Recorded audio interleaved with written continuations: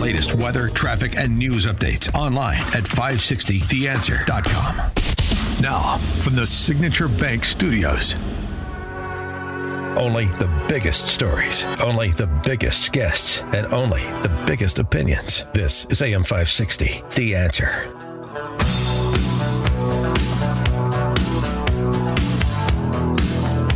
Top of the morning, Dan Proft here. Local Fox affiliate in Minneapolis reporting on the Annunciation Catholic school shooting yesterday. Interestingly, talking about the violence in Minneapolis and the violence that sort of bookended the school shooting that could have stretched police resources. On its tactical vest, which it doesn't necessarily mean a lot. Sometimes the FBI is called in to help and things like this. I will say throughout the morning, we've been following a violent night overnight in Minneapolis. So we know already that Minneapolis police were pretty strapped. They responded to at least another deadly shooting in downtown Minneapolis earlier this morning. No indication that any of that is connected to what's going on here, but just gives you an idea of this city's resources and how they've been using those. They also dealt with a shooting involving 7 victims earlier yesterday, another fatal last night around 8 o'clock. So it could be that a lot of this help is being called in just to alleviate some of the busyness, I guess, that you could say that Minneapolis police are under. Yeah. Imagine still struggling under the defund the police consequences from the George Floyd shooting in Minneapolis. Don't forget that. Where residents of Minneapolis, majority black neighborhood in Minneapolis, had to sue the city for policing. You remember that case? Black residents of a majority black section of Minneapolis sued the city saying, we are not getting the police resources that other neighborhoods are getting, and we want them. We're taxpayers, and we want our fair share. Fair point. And they won. Quite a city that Jacob Fry has up there. And the entire power structure. Well, that certainly repeats itself in major urban centers and big blue states, doesn't it? Muriel Bowser, the mayor of Washington, D.C., also offered some interesting observations about the impact of the 3-week surge in federal resources, federal public safety resources, to D.C. Take a listen. And we greatly appreciate the surge of officers that enhance what MPD has been able to do in this city. The most significant thing that we are highlighting today is the area of crime that was most troubling for us in 2023. Now, we have driven it down over the last years, but and I'm going to get my glasses so I can make sure I can see it correctly. But for carjackings, the difference between this period, this 20-day period of this federal surge and last year represents a 87% reduction in carjackings in Washington, D.C. We know that when carjackings go down, when the use of gun goes down, when homicide or robbery go down, neighborhoods feel safer and are safer. So this surge has been important to us for that reason. Yes, when crime goes down, people are safer. That's a wonderful observation, but I mean, that's an interesting statement from somebody who had to, fall in line largely with her party and say this is a terrible thing that Trump is doing, even though in D.C. in particular he has the statutory authority to do it. We can handle it ourselves. Doesn't sound like it. And it sounds like the surge in resources was greatly beneficial to the residents of D.C. Maybe Minneapolis needs a surge in resources. Maybe Chicago does. Maybe Baltimore does. John Kasich. Remember John Kasich? He was the governor of Ohio, don't you know? Ran for president against Trump. Kasich was brought on MSNBC to do what you're supposed to do if you're a quote-unquote Republican brought on to MSNBC, which is to attack Trump. But he broke character on this topic. of the state of America's big cities. Very difficult time for MSNBC when even their dutiful Trump attackers from the center right break ranks. Have you been in Chicago? Have you been in Baltimore? But my daughter went to school in Chicago. I remember the day she graduated, there were shootings and killings right outside of her building. And in Baltimore, I have friends that go down to Johns Hopkins, get treated for medical conditions.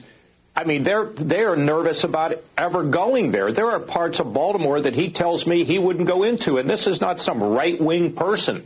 This is somebody who wants to be able to go into some of our great cities and be able to be safe. Now, I do think it's important that if you're going to do this, you've got to define the mission. You've got to talk about your authority. And I think one of the earlier guest was saying that, well, maybe there's narrow ways to do it. I agree with that. But that just then says that there are ways to do it. And if I had had a crisis in Cleveland, we thought we were going to have riots or in Columbus or whatever, I would never have put, the fact that, well, I'm governor. So I would want to work with other people who wanted to help me. And look, what's been happening in Chicago has been terrible. The crime rate is high. The gang problem is real. I tried to get Arnie Duncan, the former education secretary under Obama, to run for mayor. He's out there trying to work to get, to deal with the gang problem. Not really. He didn't want to do it. But I think Chicago is a jewel of America. And we just cannot let lawlessness and fear dominate these cities. So, yeah, I think we need to know what the mission is. I think we need to know what the authority is. I think we need to know what the length is. But the idea that these cities are somehow fine, I think you're I don't just think you're anybody. whistling. Listen. I heard I the take your word point. So manufacturing. you got set off, did Kasich, by the characterization of what's of Trump's actions as a manufactured crisis. Not a real one? For more on the topic, pleased to be joined by LaShawn Ford, State Representative Ford. He's a Illinois state legislator and a candidate for Congress to replace the retiring Danny Davis. LaShawn, thanks for joining us. Appreciate it. It's good to be with you all. Dan, what's happening? Well, lots of stuff, as you well know. So does LaShawn Ford still believe what LaShawn Ford believed at one time a few years back, that bringing in the National Guard, those resources to improve public safety on the south and west sides of Chicago in particular is a good idea, even though it's a President Trump and not a President Obama?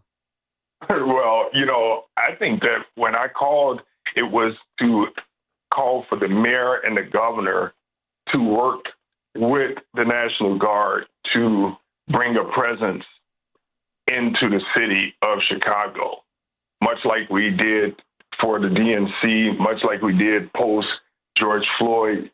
It was a call for the city, the state, and the county to work together with the federal government and with our National Guard. In this case, it's different. Well, it's the federal government saying, I'm just coming without your assistance. Well, it's different, but I mean, so whose fault is that? Well, I think, first of all, I think that we must admit that we do have a problem with crime in America and in Chicago. And I want to do whatever it takes to make sure that Chicago and Illinois feels safe and that we lock up the bad people, the 2% of people that's causing havoc in our city. I'm all for that. And I'm all for making sure that we catch the right people and have a presence. So I think that if the president really wanted to work with the city and the state, he would do it collaboratively. I've been in office now 18 years, and the only way you really accomplish things is to work together collaboratively to get things done. Yeah, I know. Springfield, there's a lot of collaboration in Springfield, and it's to work together to get terrible things done. Well, to get terrible things done. Working together to do something. You can work together to rob a bank, or you can work together to do something constructive, but working together isn't an end in of itself. It depends what you're working together to do. You know what I mean? And so sometimes going it alone is what you have to do the right thing too. And I guess my point would be, if they don't want to work with him, you heard John Kasich just say basically, if I was governor of Ohio and I needed federal resources, I wouldn't care who the president is. Somebody wants to give me the resources I want, I'd work with them. Well, that's not the attitude that Pritzker and Johnson are taking for all kinds of obvious reasons. And my point to you is to say, if the resources is the point, if that's what you want, then if Trump can provide them even over the obstructionism of Pritzker and Brandon Johnson, then why wouldn't you want them? I mean, how do you bring in, if someone told you that we know you have a problem in your home and we're going to send you to help, then we're not going to work with you to help you solve your problems in your home. We're just going to tell you what we think you need and how you should accomplish the goals to cure the problem. You wouldn't accept it. I think that if the governor and what we should do, the governor and the mayor should actually call the president on his willingness to help Chicago and say, okay, so you want to help us. Let's see how we could coordinate this federal help with resources. Well, I don't think that we should automatically just but we should engage, because we don't need the federal government to come in. Remember, we believe in state rights. And so we should push the president and the federal government to assist us in this problem. Well, this is not a dictatorship. This is we're supposed to work collaboratively. Well, there's a pretty compelling legal argument about the president's power with respect to the National Guard to deploy the National Guard for federal law enforcement reasons, not to do domestic policing. And so, right. All this dictatorship stuff is just really silly. But if he brings in the National Guard, that's against state rights. He doesn't have a right to do that in Illinois. He does have a right to do it in Washington. But if you're sick with the facts, we know that he doesn't have the right. No, he does. The legal argument is, and this is not just, this is held by, a lot of constitutional scholars. You can disagree with it. You could argue about the interpretation, but it is not at all clear what you just said. In point of fact, the National Guard can be deployed to enforce federal laws in an emergency situation. And then therein lies the rub. So if, it depends on how you want to define things, but he could federalize the National Guard and deploy them. Pritzker reportedly asked Boyd, the head of the National Guard here, to not follow Trump's orders if he tries to federalize them. And Boyd told Pritzker, I don't work for you. I work for the President of the United States if he federalizes the National Guard. So I don't agree with your interpretation. Right. But I still don't quite get this. So you want them to engage. So you have to acknowledge that Pritzker and Brandon Johnson haven't engaged. They've basically told the president to go pound sand and or send us more money for violence interrupters, and we'll take that. That's not exactly constructive engagement, is it? Well, I think that one, when you look at the intent of the federal administration, Trump's administration, where he says that I'm for curing violence in Chicago and stopping violence, but then at the same time, he cuts violence interruption funding. And the approach of holistic solving of the problem, he's against it. So, when you say that you want to help, you have to help not just in your way, but there has to be a way that we work together. There is no doubt. I'm bipartisan, want to work with Republicans, want to work with independents, and no one in their right mind would allow for anyone to just come into their state, into their home, and say, I'm going to do what I want to do, irregardless to what you want. Now, what I think people should say, we need to push the governor and push the mayor to do more to make people feel safer in this city. I'm for that. Okay. All right. But first of all, these are arguably his powers and the federal government's resources, and the federal government can do what it wants with its resources within the bounds of the law just like states and localities can. That's number one. The other, the metaphor of this being our home, well, I mean, it's not our home, it's our community, and there are a lot of different voices in that community, and some of those voices, Willie Wilson being a prominent one, the Chicago Flips Red ladies being prominent ones, and other just, ordinary residents of Chicago, they want it. They want the resources. So they are saying, yes, come to our community and make our collective streets safer. This isn't my home. It's because it's on private property. It's public property. It's taxpayers' dollars. Yeah, and it's taxpayer dollars. So Right. some people are cheerleading Pritzker and Brandon Johnson, mostly fellow Democrat politicians, and other people that actually have to live in crime-ridden neighborhoods are, at least some of them are saying, yes, bring whatever resources we can get to increase the peace. And why would you be afraid of the National Guard?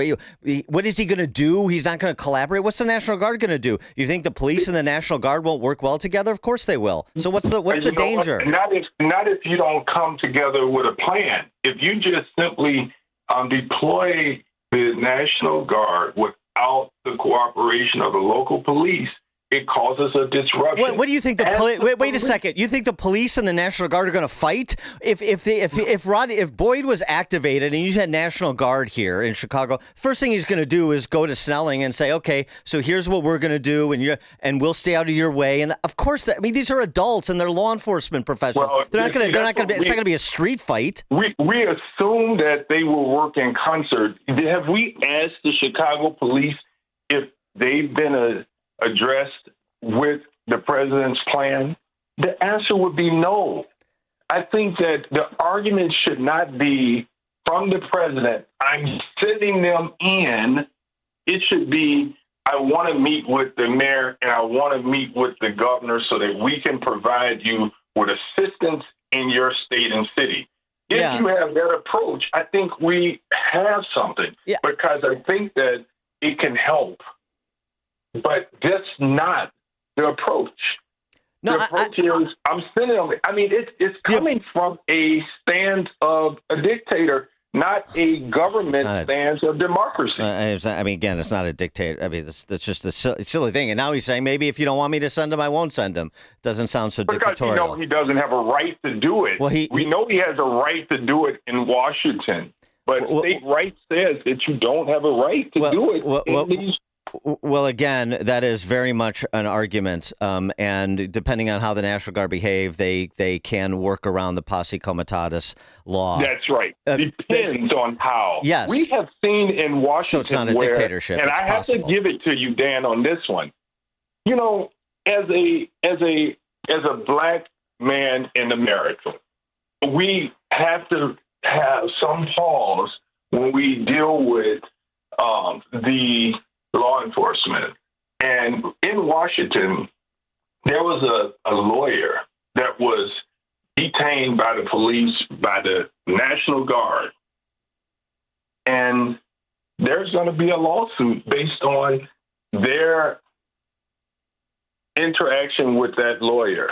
He wasn't doing anything according to reports, and we are doing so much better in the city of Chicago as relates to the relationships between black and brown people with law enforcement. We have to give our Chicago police a lot of credit. They have changed their awareness to communities that they serve, and that's why we're seeing a different type of relationship between the black and brown community and the police. Okay, great. They are doing a good job, and what we need to do is figure out how we can support them. Well great. I agree. Brandon Johnson doesn't want 5,000 more cops. I mean, he was asked on Morning Joe, and he kicked he doesn't want it. He doesn't want more police resources, even domestic police resources. If you could have 5,000 more cops tomorrow, would you take it? That policing isn't the solution. I mean, if they don't want to work, just like they can't work with ICE, police, but if they can't get their political leaders to want federal resources or to want to work with the federal government, then it's unfortunate. And but ICE is going to come anyway and do their job, and they're working around and with police, not stepping on their toes, as far as I can tell. So why wouldn't the National Guard be able to do the same thing, despite the obstructionism of Pritzker and Johnson? Right. So the question is, can they? And will they work with the locals? And we don't know that. And there's no reason to assume. We should have a plan. How do we not have a plan if this is something that we believe will work? You have to have a plan in order to implement some strategies. There is no cooperation between the local, federal, and state government. Why can't we be adults about it and get some cooperation and a plan to deal with the problem? Right. We can't. We can't be adults about it because we don't have an adult in the governor's mansion or the fifth floor. That's why we can't be adults about it. All right, LaShawn Ford. I get the last word this time. Sorry. You do. State Representative LaShawn Ford, who is also a candidate for Congress running to replace Danny Davis. Thanks, LaShawn. Appreciate you joining us. Before you see it on TV, share it on Facebook, or read about it in the paper. Hear it here first. This is Chicago's Morning Answer on AM 560. The Answer. Okay, this basement is unreal. You've got a bar, theater seats. What is this place? This is my escape. Forever Remodeling custom designed the whole thing. Not 1 square foot is wasted. Man, mine still has a treadmill and a folding table. Their designers asked a ton of questions.